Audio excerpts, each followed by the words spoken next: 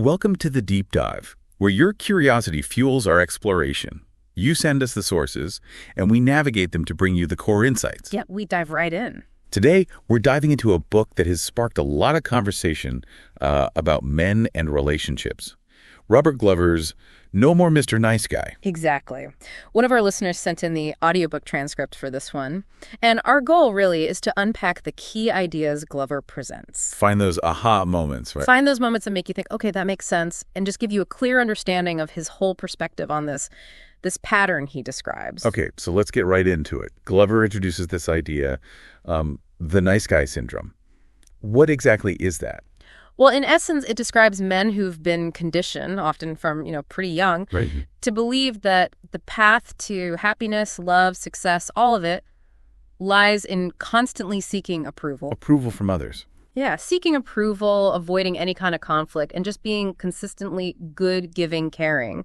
It's really about prioritizing that external validation above almost everything else. And what's the sort of underlying belief system driving this syndrome? Glover identifies a core myth here. It's this really deeply ingrained belief that if these nice guys consistently act this way, Be good, do good. then they'll inevitably be loved, their needs will somehow get met without them even having to ask, and life will just unfold smoothly, problem-free. But the book suggests that approach, well, it often backfires, doesn't it? It doesn't always lead to that promised land of happiness. Precisely. Yeah, in fact, Glover argues it frequently leads to frustration, resentment, a feeling of being unappreciated. And here's where it gets really interesting. Glover's exploration wasn't just theoretical. It came from his own personal experience. Oh, okay. Feeling like a nice guy himself, but still being deeply unhappy, unfulfilled. So it started as a personal quest that then broadened out. Exactly. And his observations really expanded when he started his work as a psychotherapist.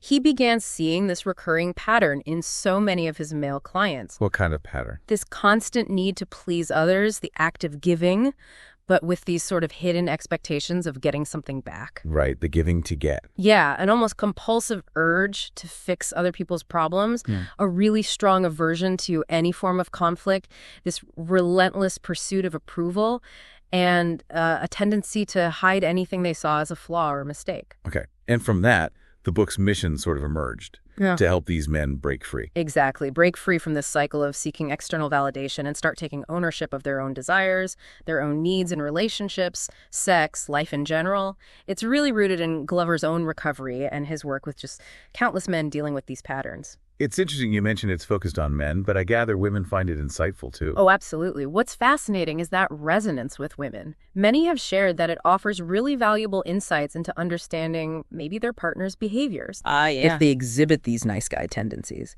And it's even helped them understand relationship dynamics from a whole new perspective. Okay, so to make this really concrete, Glover introduces an example early on, right? Jason, the chiropractor. Yes, Jason. Mid-30s. On the surface, seems like he's got it all together, Good job, family. Looks perfect from the outside. Right. But there's a significant issue lurking just beneath. His sex life with his wife has basically just disappeared. In Jason's situation, it perfectly illustrates that disconnect we're talking about, doesn't it? Totally. Here's a guy who, by all accounts, is nice, successful, yet he's feeling this deep frustration and unmet need in a really crucial part of his life. And his internal monologue, those frustrations, things like feeling I can never do it right, or that example where he carefully takes care of the baby and his wife finds one small thing to critique. That really highlights the mindset, doesn't it? That underlying expectation that his efforts should be met with constant approval and the hurt when they aren't. It sort of reveals a subtle transactional thing in his niceness. And that subtle expectation, that need for reciprocation, it often stems from something deeper, like a fear of rejection or maybe feeling unworthy of just receiving without performing first. And over time, that creates this transactional dynamic in the relationship. It really erodes genuine intimacy and can foster resentment, actually, on both sides. Okay, so we got a sense of the nice guy syndrome. Let's dig into the specific characteristics Glover points out. It's clearly more than just, opening doors for people. Oh, definitely. One defining trait is being a giver, but like we touched on, often with this unspoken ledger in their minds. The tally sheet. Kind of. They give consciously or unconsciously, believing it will automatically lead to love, appreciation, or getting something back. It's not always purely selfless generosity. Right, those invisible strings attached.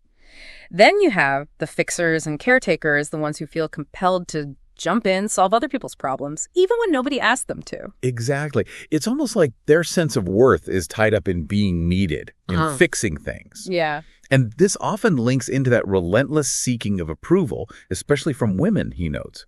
Every decision, every word choice, it's often subconsciously run through this filter of, will this be approved of? Or how can I avoid disappointing them?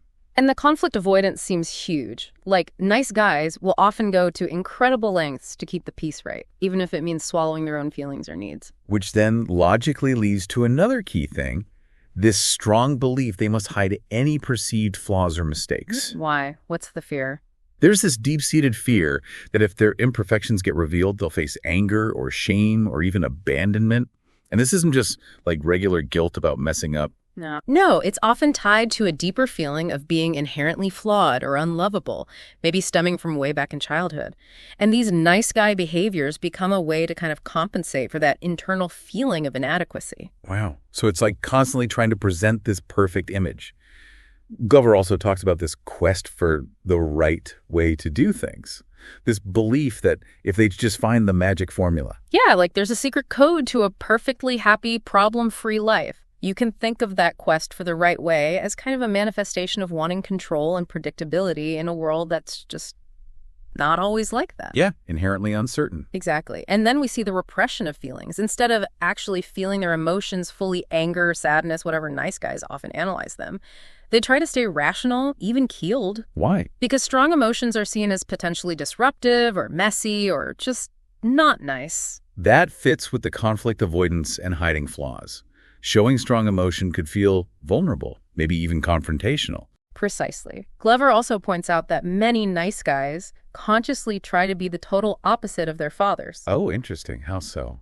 Well, they often saw their fathers as maybe unavailable or passive or angry, even abusive sometimes. So it's like this big pendulum swing in the other direction. But that could lead to its own problems, right? Overcorrecting. Yeah, it can create an overcorrection where they try so hard to embody the opposite extreme that they sometimes lose touch with their own authentic selves in the process. And interestingly, nice guys often report feeling more comfortable relating to women than to other men.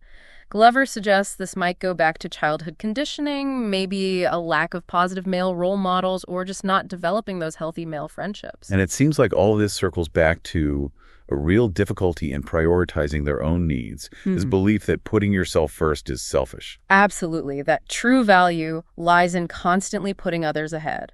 Which can then lead to them making their partner their entire emotional center. Right. Totally. Their own happiness, their own sense of okayness becomes completely dependent on how their partner is feeling or doing. So, okay, with all these traits that sound kind of positive on the surface, giving, caring, keeping the peace, what exactly is wrong with being a nice guy, according to Glover? It sounds almost virtuous. That's the absolute crucial point. Glover emphasizes the term nice guy here, refers to that underlying belief system and the often unconscious motivations behind the behavior. Not just the outward actions. Exactly. The core issue, he argues, lies in the dishonesty that often comes with it. Dishonesty? How? Well, to maintain that nice facade, they might hide mistakes, avoid conflict by not being fully truthful, say what they think others want to hear, and consistently repress their genuine feelings, their real opinions. So the niceness can be a mask. Precisely. And that leads to secrecy, a tendency to hide anything they fear might rock the boat or upset someone. Their internal motto can almost become, if at first you don't succeed, hide the evidence. They also become compartmentalized, really skilled at holding contradictory ideas about themselves without acknowledging the internal conflict. Glover gives this powerful example of a married man who mentally redefines fidelity to justify having an affair. Oof. Yeah, that's a stark illustration of the mental gymnastics. And this niceness, it can also be a form of manipulation, can't it? Yeah. Because they struggle to just ask for what they want directly. That's exactly right. That fear of being direct often leads to these indirect attempts to get needs met. It creates this dynamic where others might feel confused or even resentful without really understanding why. Right. And beneath the surface of all this niceness, there's often a real need for control. It's driven by this desire to keep their world smooth, predictable, avoid any discomfort or conflict. Right. And the generosity often comes with those unspoken strings attached they give to get, subtly expecting appreciation or validation or something back, which inevitably leads to frustration and resentment when those expectations aren't met. That makes perfect sense. The suppressed frustrations. They have to go somewhere, find a release valve somehow. And often they leak out as passive-aggressive behavior, things like being late, forgetfulness, maybe subtle sabotage, or even sexual issues within the relationship. And underneath it all, there can be a significant amount of just pent-up rage, which can sometimes erupt in really unexpected, disproportionate ways. Oh, addiction comes into play too, right? Yeah, addiction often becomes a common coping mechanism, a way to self-medicate the stress, the emotional pain. And sexual compulsiveness, he notes, is a particularly frequent outlet for these unmet needs and frustrations. So the nice guy is often carrying this really heavy internal burden. Immense, yeah. They also struggle significantly with setting healthy boundaries, find it incredibly hard to say no. And despite desperately wanting connection, their underlying behaviors often inadvertently push people away, leading to social isolation. That's ironic. Isn't it? And there's also this recurring tendency to be drawn to people and situations that need fixing, which unfortunately just perpetuates a cycle of enabling and, again, unmet needs. And all of this must take a massive toll on their intimate relationships. Oh, severely. They can be poor listeners because they're often too busy thinking about how to fix things or say the right thing. Instead of just listening. Exactly. They can be dishonest because of that fear of conflict, and they can be emotionally unavailable to really work through problems because they're so focused on keeping everything smooth on the surface. So what do their partners experience? Well, partners often describe this really confusing Dr. Jekyll and Mr. Hyde kind of dynamic, outwardly helpful, accommodating, nice, yet inwardly resentful and sometimes prone to these sudden, unexpected outbursts. Glover shares some really telling complaints from wives and partners. Like what? Things ranging from feeling constantly nagged to dealing with sulking during family outings, sudden explosions of anger that seem to come from nowhere, this tendency to try and fix their partner's feelings instead of just listening. Ah, the fixing again. Yeah. And other issues like addiction to pornography. These are the real-world consequences, the fallout of the nice guy syndrome playing out in actual relationships. It paints a really clear and frankly quite challenging picture of the impact, both on the guy himself and those around him. So what's the alternative Glover proposes? How do you move from this nice guy thing to something healthier? He calls it becoming the integrated male. And it's really crucial to get this. It's not about swinging to the other extreme, like becoming aggressive or uncaring. Wait, not just flipping the script entirely. No. Instead, it's about achieving a state of wholeness, accepting all aspects of yourself, the good, the bad, the messy, the perceived positives, and the so-called negatives. So embracing the imperfections, owning all the parts of who you are. Precisely. An integrated male, in Glover's view, has a strong, secure sense of self, practices self-acceptance, takes responsibility for figuring out and meeting his own needs directly. Doesn't wait for someone else to guess them. Right. He's comfortable with his masculinity, his sexuality. He acts with integrity, meaning his actions line up with his values. He's able to take initiative, to lead. He communicates feelings clearly, directly, not indirectly. Okay. He can be nurturing and supportive, but without falling into that codependent caretaking trap. He sets healthy boundaries and respects others' boundaries. He's willing to actually engage in and work through conflict constructively. Doesn't run from it. Doesn't constantly need external approval to feel okay about himself, and accepts that, imperfection is just part of being human. That sounds like a much more balanced, authentic, and ultimately probably more fulfilling way to live. But how does someone actually make that shift? It sounds like a pretty fundamental change. It requires a fundamental shift in what Glover calls their paradigm. Paradigm, like a worldview. Kind of. Think of a paradigm as the set of unconscious rules and beliefs you've developed about how the world works, how relationships function. These often get formed way back in childhood based on our experiences, the messages we got. Right. For nice guys, their paradigm often revolves around that idea that being good equals being loved, even if their actual life experiences kind of contradict that. And these paradigms, they operate largely without us even being aware of them, but they powerfully shape our attitudes, behaviors, expectations. So if that underlying nice guy paradigm is inaccurate or outdated, it can lead them down a path that doesn't actually work for them, even when they're trying really hard to be good. Exactly that. The ineffective nice guy paradigm basically says, hide your flaws, try to become what you think others want, and then you'll get love, your needs will be met effortlessly, and life will be problem-free. So it's like a faulty equation. It often is. And the huge challenge here is that nice guys have often internalized this paradigm so deeply, they struggle to even consider that there might be a different, more effective way to operate in the world. It's just so deeply ingrained. Glover uses Jason's childhood again as an example here, doesn't he? The controlling father, the needy mother, that created a certain paradigm. Yes, exactly. That experience taught Jason a certain way to navigate relationships, be compliant, anticipate needs, keep things smooth to maybe get some approval and avoid trouble. And he applied that to his marriage. Unconsciously, yes. He tried to apply that same strategy, believing that doing everything right for his wife would guarantee her approval and keep conflict away, just like he tried with his parents. Glover even uses that funny analogy from Seinfeld, Oh, yeah. where George Costanza decides to just do the exact opposite of all his usual instincts, and suddenly things start working out for him. It highlights that idea that sometimes you need a completely different approach to break free from those old ineffective patterns. Right. Doing the opposite can sometimes shake things up. So when men actually start applying the principles in the book, challenging that nice guy paradigm, what kinds of positive changes does Glover typically see? He describes some really significant, often transformative shifts.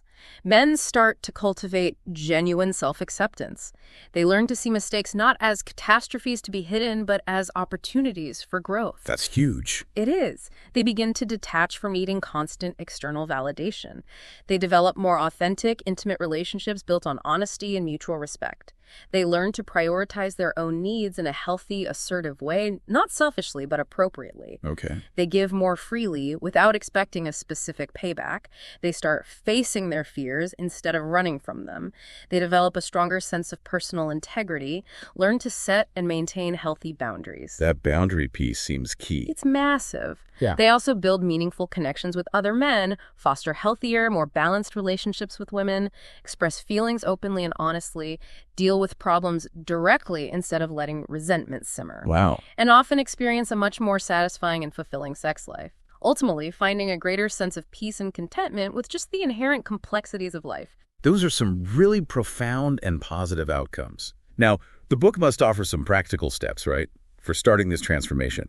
Can you give us a quick overview of some key actions Glover suggests for breaking free? Absolutely. One crucial first step is simply learning to ask for help, which directly challenges that ingrained nice guy belief that they should be totally self-sufficient, handle everything alone. Makes sense. What else? Finding safe people. This is really important, whether it's a therapist, maybe a men's support group, a 12-step program, or just trusted friends, particularly other men, he suggests, who might understand these struggles. Why other men? It can provide a space to challenge some of the potentially unhealthy dynamics learned in relating primarily to women and build healthier male connection.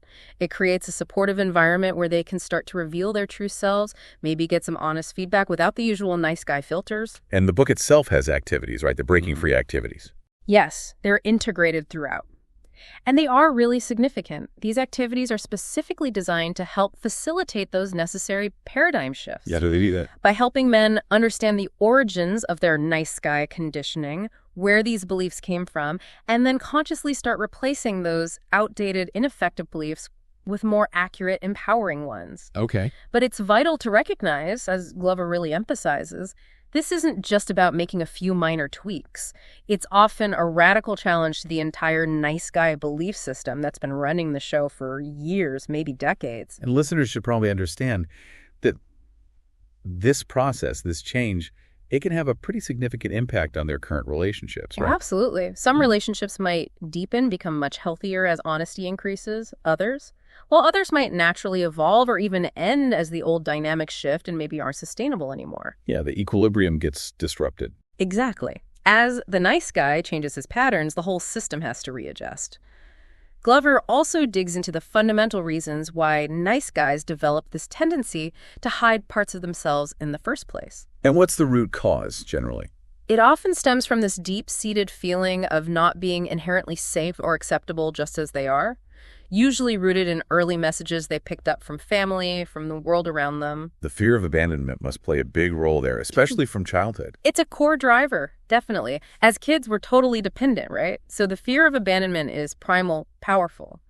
Glover explains how these early experiences, maybe feeling abandoned or not seen, coupled with what he calls internalized toxic shame. Toxic shame. That deep-seated feeling of being fundamentally bad or worthless, how these can manifest in different ways. You might get the I'm so bad nice guy who believes they're inherently flawed and overcompensates by being excessively good, or the I'm so good nice guy who represses that underlying feeling of inadequacy but still operates from this place of not feeling truly okay just as they are, both driven by that core wound. It all seems so interconnected. The early experiences shaping the core beliefs, which then drive the behaviors we've been talking about. Exactly. It's a complex web. So to kind of bring everything together here, what would you say is the central, most crucial takeaway from Robert Glover's No More Mr. Nice Guy? I think the fundamental message is that this seemingly positive, well-intentioned pattern, the nice guy syndrome, ultimately leads to negative consequences in their own lives, in their relationships. Despite the good intentions. Despite the good intentions, that constant chase for external approval, the ingrained conflict avoidance, habitually suppressing their own needs, it creates this foundation built on subtle dishonesty, and it often leads to deep resentment and dissatisfaction for everyone involved. And the proposed path forward isn't about becoming not nice, but becoming this integrated male. Exactly. By consciously challenging those deep, often unconscious paradigms, by cultivating real self-acceptance, learning to set and keep healthy boundaries, and learning to prioritize their own needs in a balanced, assertive way. That's the key. That's the key. That's how men can break free from the limitations of the nice guy syndrome and move towards living more authentic, more fulfilling, and genuinely connected lives. I can definitely see how many listeners might have had some aha moments during this discussion, recognizing some of these patterns, maybe in themselves, maybe in men they know. It's certainly a lot to reflect on. Absolutely. It really pushes for a deeper level of self-awareness, doesn't it? Thinking about our own behaviors, our motivations. We'd really suggest that you, our listener, maybe take some time to consider which of these concepts resonated most strongly with you. Yeah. Perhaps it sparks a desire to, dig deeper into the book itself or explore other related resources on personal growth, healthy relationships, that kind of thing. And on that note, maybe here's a final thought to really sit with as you process this deep dive. What if the very behaviors you've adopted, maybe for years, in an attempt to gain love and approval? What if those are actually the very things pushing people away, preventing you from experiencing genuine connection? That's a powerful question. It's definitely something to consider.